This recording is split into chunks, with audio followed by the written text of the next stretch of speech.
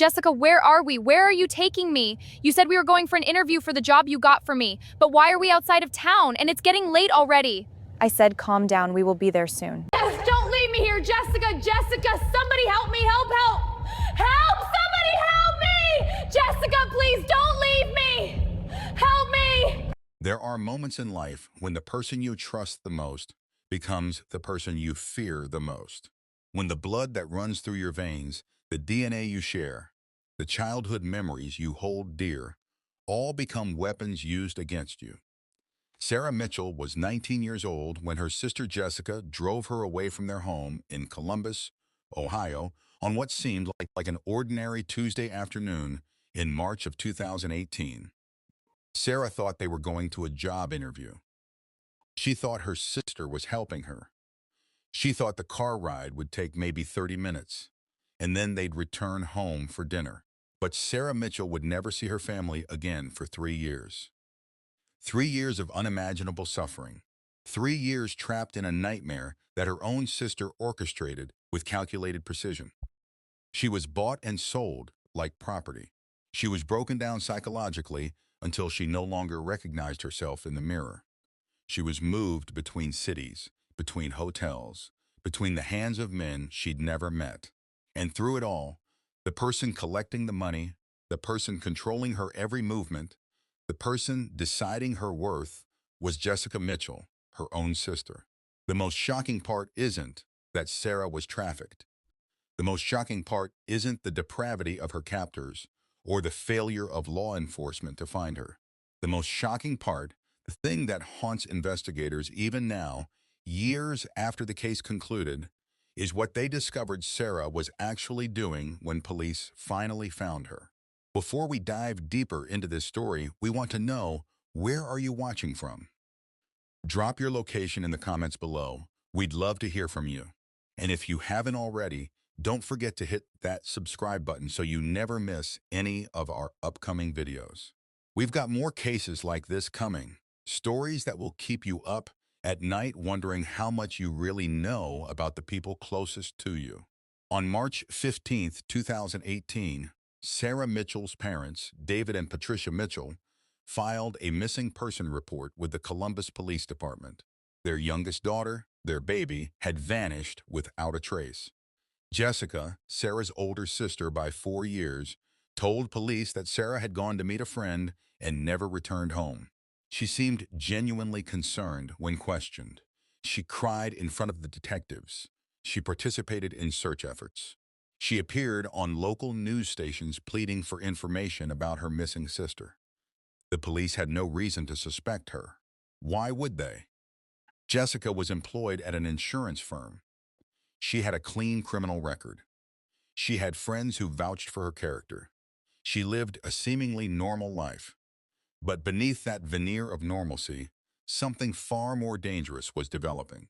Something that would ultimately reveal a truth so dark, so unexpected, that it would force investigators to completely re-examine everything they thought they knew about victimhood, about familial betrayal, and about the capacity for evil hiding behind a familiar face.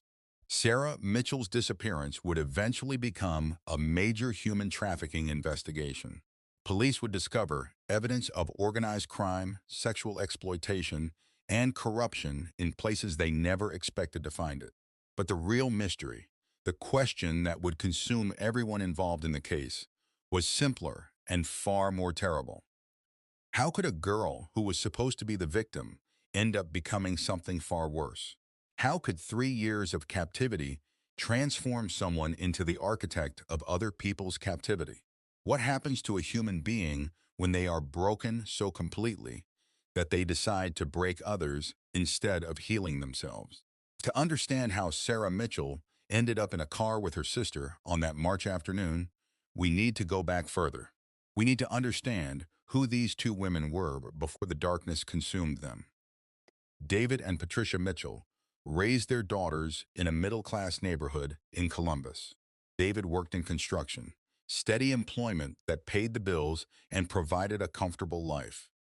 Patricia was a school teacher who believed deeply in education and hard work. They were, by all accounts, good parents. They taught their children values. They enforced rules. They showed affection. They were the kind of family that had dinner together on Sunday nights and attended church regularly. But families are complicated creatures, and beneath the surface of any household, there are currents and tensions that outsiders never fully understand. Sarah was born in 1999, the youngest of the Mitchell children. From an early age, she was bright, outgoing, and trusting. Teachers commented that she was a joy to have in class. Her parents noticed that she had an innate ability to see the good in people, to trust them, to assume the best of their intentions. This quality would later become her vulnerability. But when she was young, it was simply part of her charm. She dreamed of becoming a social worker, of helping people, of making a difference in the world. She spent her high school years volunteering at a local youth center. She babysat for neighbors. She was the kind of person who naturally gravitated toward service and compassion. Jessica, her older sister, was different. Born in 1995, Jessica had always been the more guarded of the two, the one who questioned authority and resisted the family's expectations. While Sarah thrived in school and seemed naturally inclined toward obedience, Jessica chafed against rules. She experimented with different friend groups. She was prone to mood swings that confused her parents. By her early 20s, Jessica had bounced between jobs, struggled to maintain stable relationships, and developed what would later be identified as a serious gambling addiction. She accumulated credit card debt that spiraled out of control. She borrowed money from her parents repeatedly, sometimes fabricating stories about why she needed it.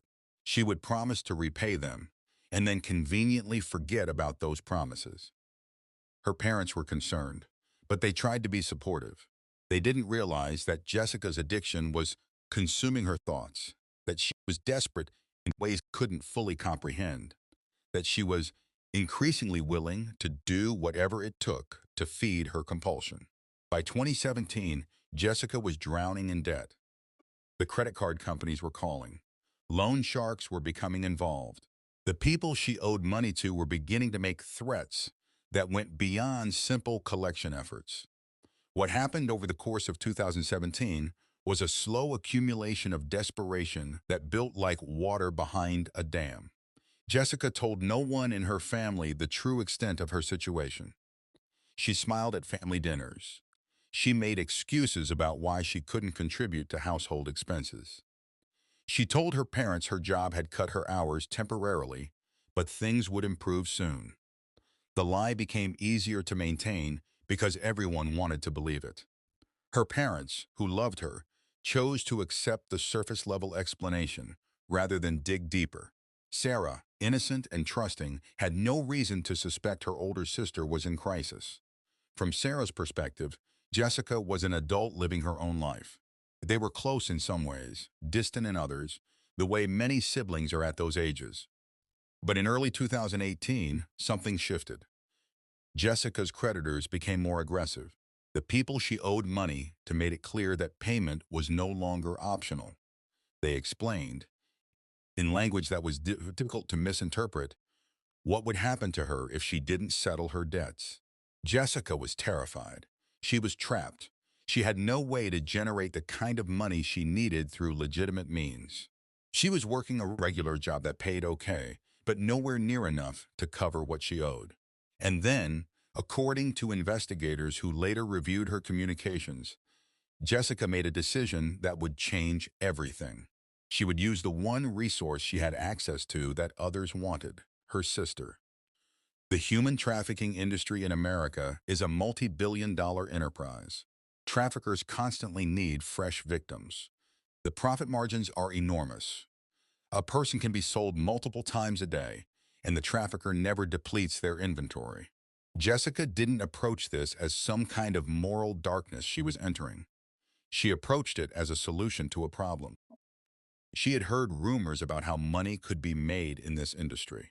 She had contacts, or knew people who had contacts, people involved in organized crime who controlled trafficking networks. She made inquiries. She discovered that if she could deliver a victim, particularly a young, attractive, vulnerable victim, she would receive a substantial payment. The amount offered was enough to clear her debts entirely. It would solve her immediate crisis. It would save her from the physical threats that were becoming increasingly real. All she had to do was betray her sister. No one knows exactly when Jessica decided to do this. No one knows if it happened in a moment of desperate clarity, or if it was a decision that built gradually over weeks. But by March of 2018, she had made contact with the people who would ultimately traffic her sister. They discussed terms. They discussed payment. They discussed how the logistics would work. What's important to understand is that Jessica didn't act alone. She was connected to a larger trafficking network. There were handlers, men who specialized in moving victims, men who had relationships with buyers, men who understood the infrastructure of the exploitation industry. Jessica's role would be to recruit. They would handle the rest. The plan was straightforward and methodical. Jessica would take Sarah somewhere under the pretense of helping her with something innocent. Sarah trusted her sister, so she would go without resistance. Once they were away from the house, Jessica would drive them to a location where the handlers would take over. Sarah would be given something to ensure compliance. Sarah would be transported out of state. Sarah would be put to work, and Jessica would receive payment. On March 15, 2018, Jessica executed this plan. She told Sarah that she had heard about a job opportunity, a position at a company that was looking for bright young women. Sarah was enthusiastic. Sarah believed her sister was helping her. Sarah got in the car. They drove for about an hour, leaving Columbus and heading toward a part of Ohio Sarah didn't recognize. When they arrived at the meeting location, Sarah still didn't understand what was happening. It wasn't until a man opened the passenger door and told her to get out that reality crashed down on her. She tried to get away. She screamed for her sister. Jessica didn't respond. Jessica didn't console her. Jessica didn't show any emotion at all. Jessica simply watched as the man took Sarah by the arm and led her away. The last thing Sarah saw before being put into another vehicle was her sister, still sitting in the driver's seat, looking ahead with an expression of grim resolve. That moment would haunt Sarah for years. Not just the physical act of abandonment, but the emotional void in her sister's face. Jessica had made a choice, and in making that choice, she had severed something in herself. Sarah was transported to a hotel in Cincinnati. When she tried to resist, she was hit. When she tried to scream, she was gagged. She was given drugs to keep her compliant. The men explained to her that her sister had arranged everything. Her family had no idea where she was. No one was looking for her in the right places. Running would be pointless because they would find her. Fighting would only result in pain. The best thing she could do was accept her situation and cooperate. For the first week, Sarah was kept in a hotel room with minimal contact with the outside world. She was fed but allowed limited bathroom access. Her clothes were taken from her. She was photographed in various states of undress.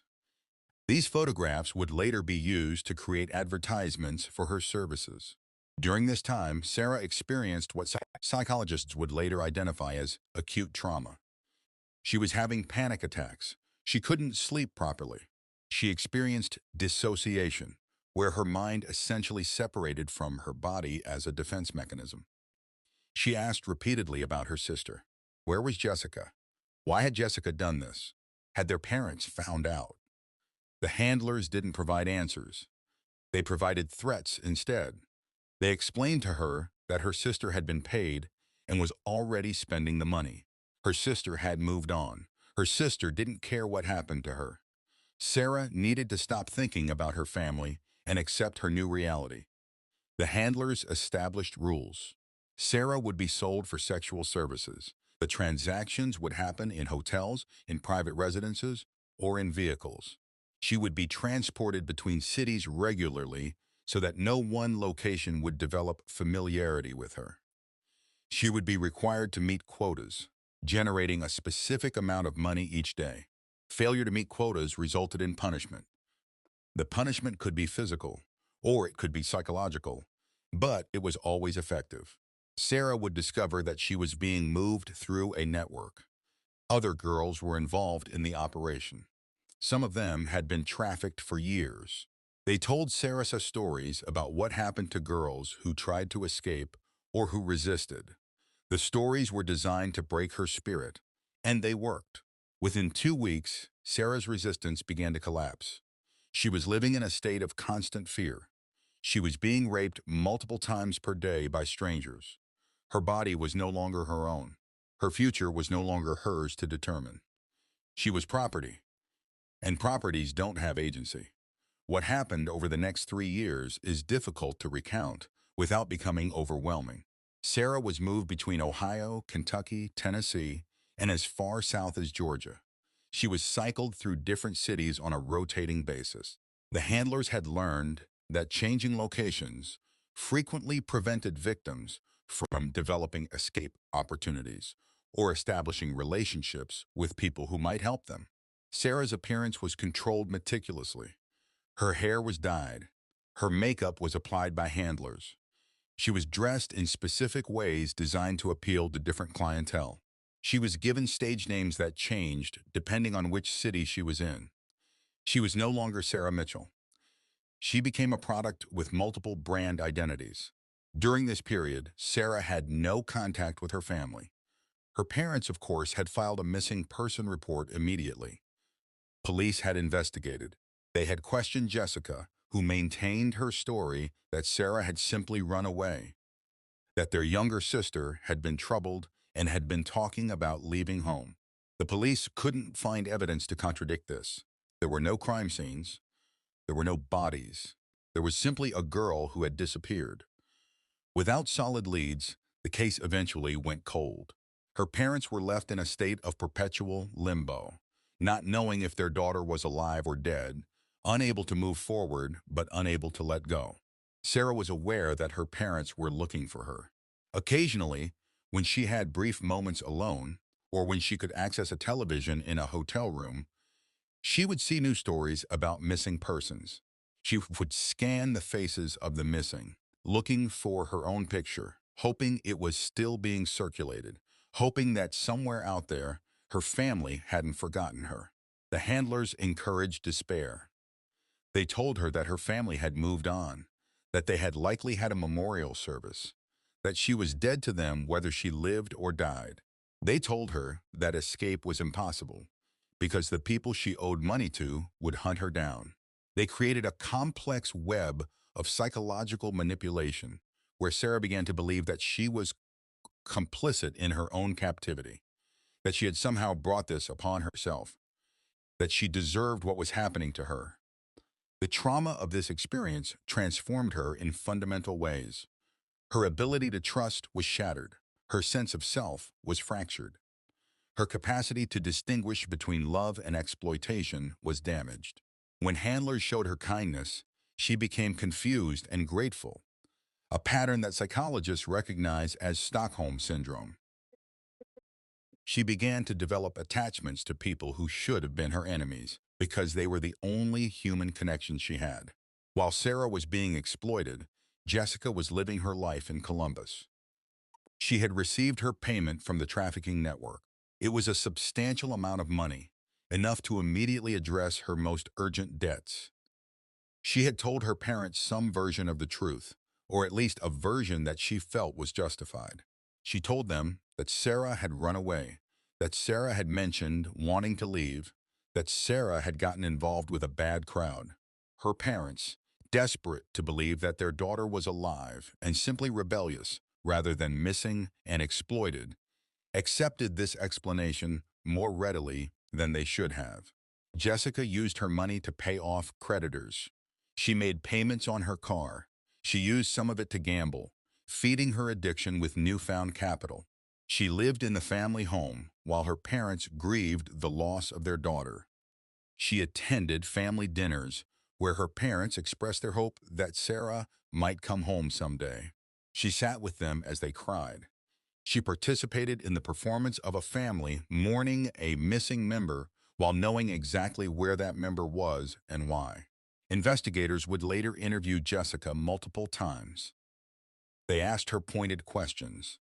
They showed her evidence that suggested her story might not be entirely truthful. But Jessica had prepared herself. She had an explanation for everything. She had no motive, as far as investigators could determine. She hadn't been in financial trouble, at least not in any way they could verify from her financial records.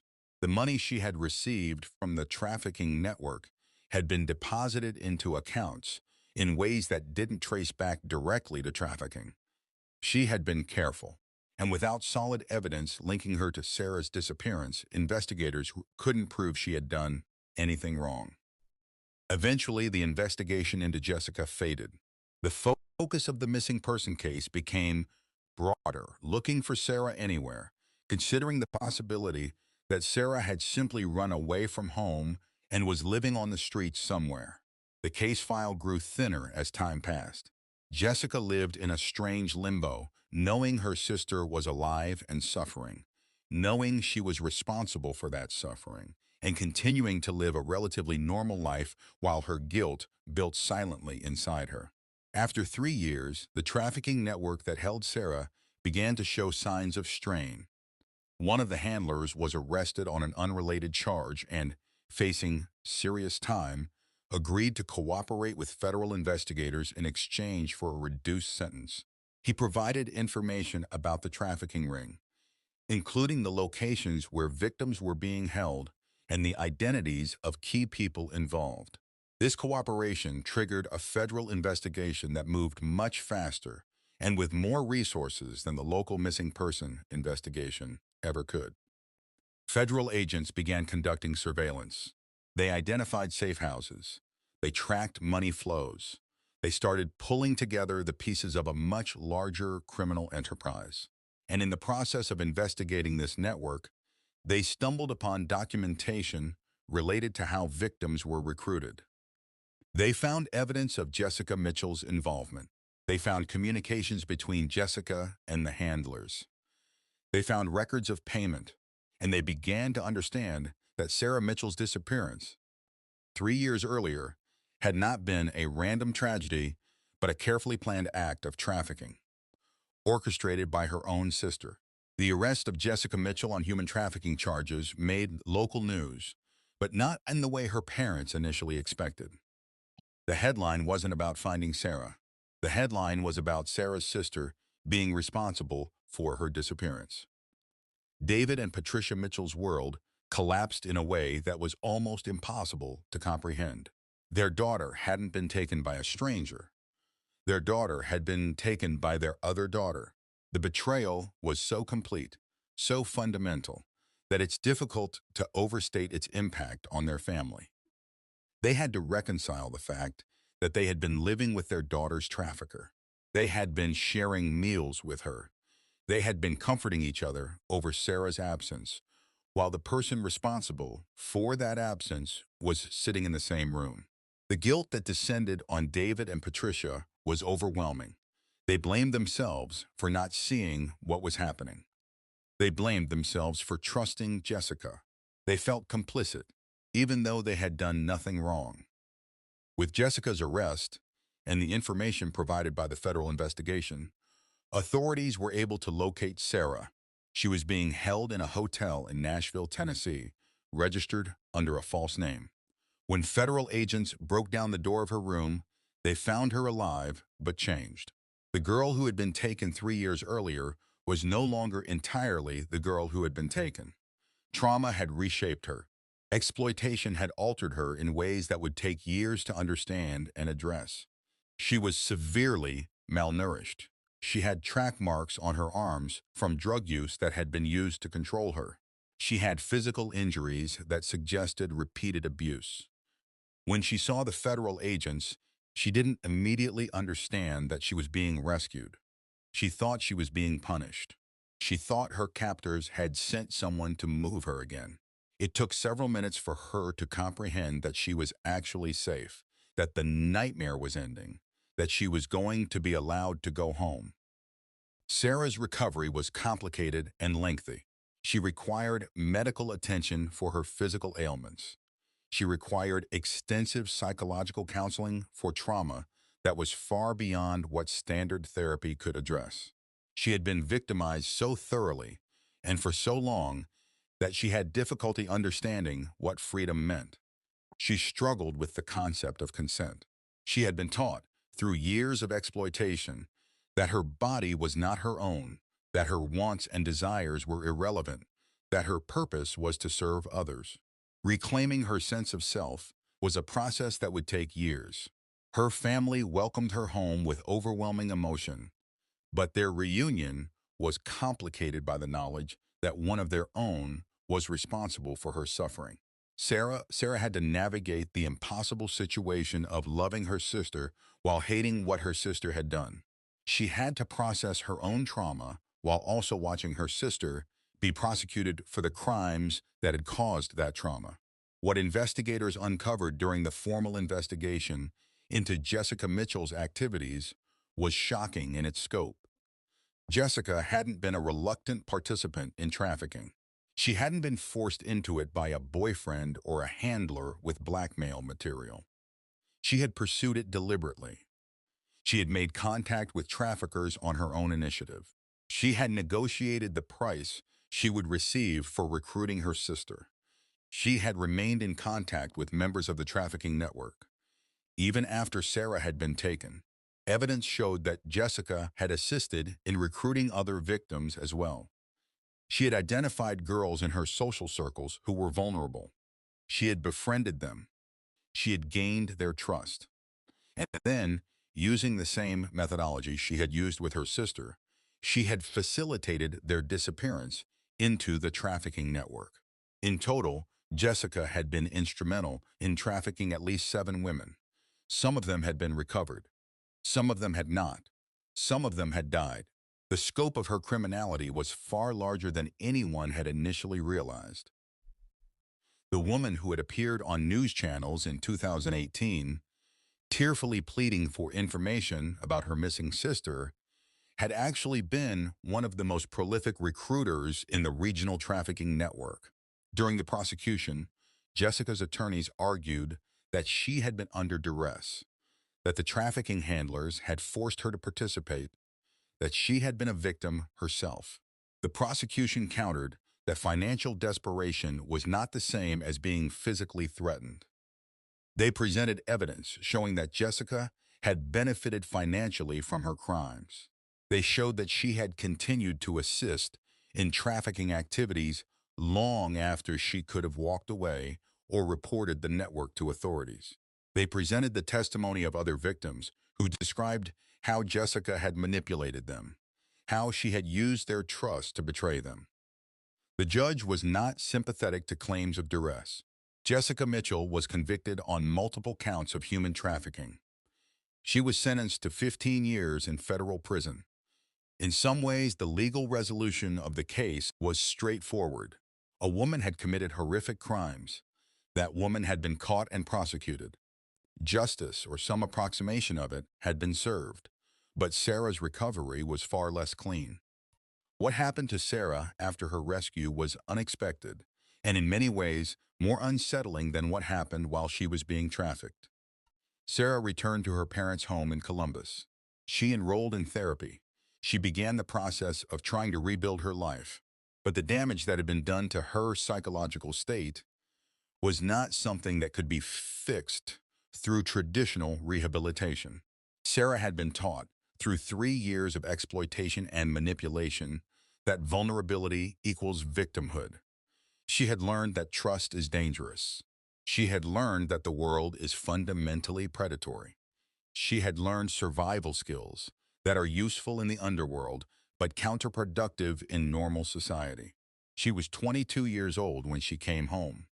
But in many ways, she was still trapped in the mindset of a 19-year-old girl who had been broken by systematic abuse. The human trafficking industry, it should be understood, doesn't just cause physical damage. It causes something almost more damaging, a fundamental alteration of how a person relates to the world. Victims of trafficking often develop what experts call complex post-traumatic stress disorder. They experience flashbacks, nightmares, severe anxiety, and depression. They may develop substance abuse issues as a way of coping with their trauma. They may engage in risky behaviors. They may struggle with maintaining relationships. And in some cases, they begin to internalize the value system of their abusers. Sarah began to engage in increasingly risky behavior. She would disappear from her parents' home for extended periods, returning with money that she couldn't or wouldn't explain. She was in contact with people who appeared to be criminals. She was returning to the very world that had destroyed her. Her parents were terrified.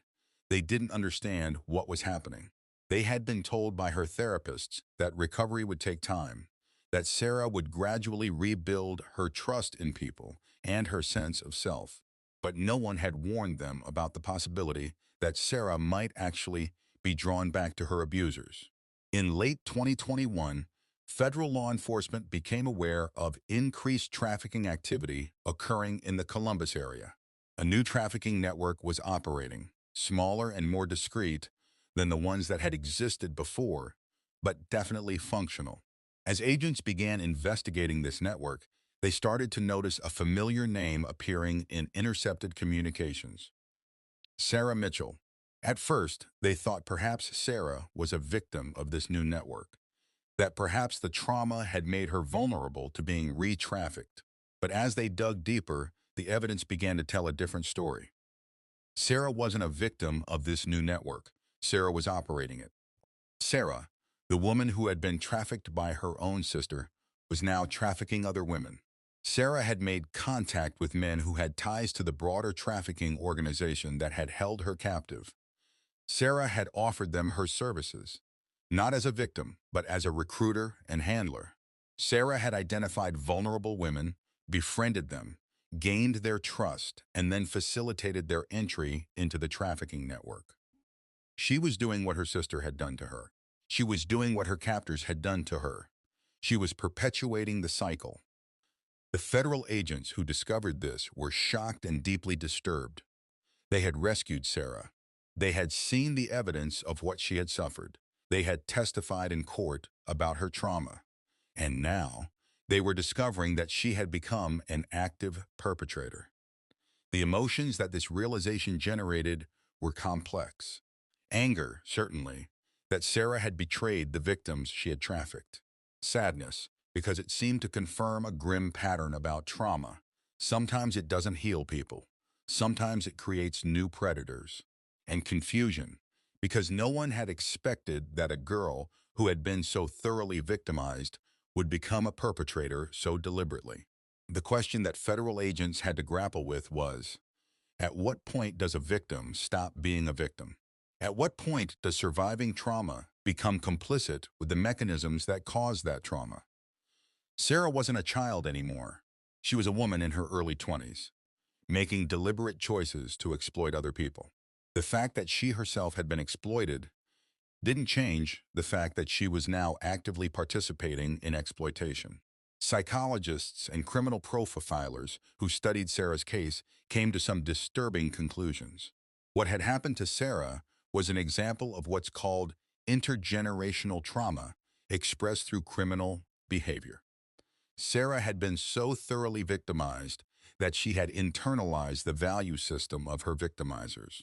She had learned from her sister and her captors that other people's suffering was acceptable if it benefited you financially. She had learned that manipulation and betrayal were acceptable tools. She had learned that the world was divided into predators and prey, and that the smartest thing to do was to become a predator rather than remain prey. Experts noted that trauma victims sometimes develop what's called a trauma identification with their abusers. In other words, they become like the people who hurt them. They adopt the morality, or lack thereof, that their abusers demonstrated. They believe that if they become powerful like their abusers were, they will never again be in a position of vulnerability. Sarah's mother, Patricia Mitchell, has spoken publicly about what it was like to realize that her daughter had become a trafficker. She described it as a grief beyond measure. She said that in some ways it was worse than when Sarah had been missing. because at least when Sarah was missing, she could hope that Sarah was alive and being held against her will. Now she had to face the reality that her daughter was alive, but choosing to cause the kind of suffering that had been inflicted upon her. Patricia said that she didn't know how to reconcile the girl she had raised with the woman her daughter had become. She said that she loved her daughter, but she hated what her daughter was doing. And she said that she couldn't help but feel that she and her husband had somehow failed Sarah, that they should have done something differently during her recovery, that they should have seen the signs that Sarah was being pulled back into the trafficking world. In late 2021, federal agents arrested Sarah Mitchell on charges of human trafficking, money laundering, and conspiracy. The case against her was strong. They had intercepted communications between Sarah and other members of the trafficking network. They had financial records showing money being transferred to accounts in her name. They had testimony from victims who identified Sarah as the person who had recruited them. They had surveillance footage of Sarah meeting with potential victims, the meetings following a pattern identical to the methods her sister had used on her. The evidence was overwhelming. Sarah was charged with trafficking 3 women, though investigators suspected she had been involved in trafficking more. She was also charged with financial crimes related to money laundering. The prosecution was asking for a lengthy prison sentence. What made Sarah's case unusual in the legal system was how to categorize it. She was a victim who had become a perpetrator. The defense argued that her previous victimization should be considered as a mitigating factor, that her crimes were a manifestation of untreated trauma, that she should receive psychological treatment rather than lengthy incarceration. The prosecution countered that Sarah's crimes were deliberate and calculated, that she had victimized people knowingly, that the fact that she herself had been victimized didn't excuse her from being held accountable for her actions.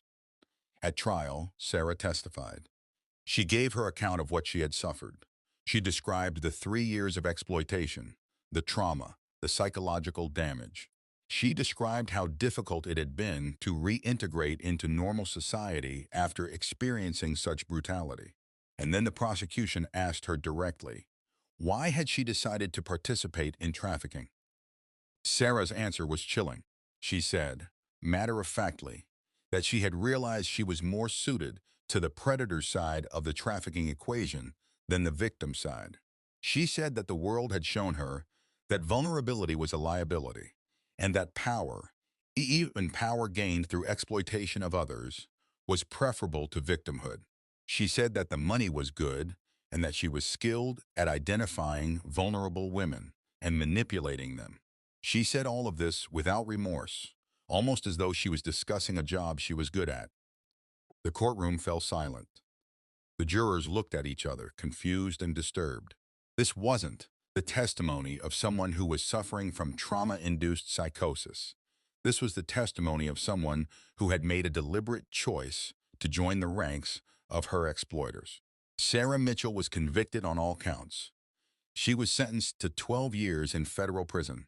The sentencing judge noted that Sarah's previous victimization was a factor the court had considered, but that it could not excuse or mitigate the seriousness of her crimes. The judge noted that Sarah had deliberately chosen to inflict upon others the exact same suffering that had been inflicted upon her.